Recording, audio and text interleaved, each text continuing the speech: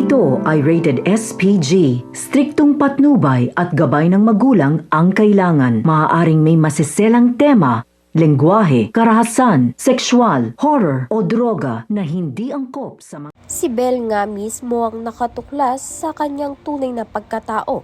Nalaman nga niya na si Chris nga ang tunay niyang ang ama. Kaya naman nga ang susunod nga niyang hahanapin ay ang kanyang ina. Nakakaramdam nga ang kakambal nga niya na si Tyrone na sakit dahil nga nangungulila nga ito sa kanyang kakambal. Sa kabilang banda naman nga ginagamit nga ni Melania at ni Via ang pagka-desperada nito ni Rosel na mahanap mga ang tunay niyang anak. Dahil dito, pineperahan na nga siya dito ni Via at Melania. Hanggang saan nga kaya ni Chris na itago ang lihim na pilit nga niyang hindi sinasabi dito kay Rosel. Kahit ba nga alam niya na nahihirapan itong si Rosel.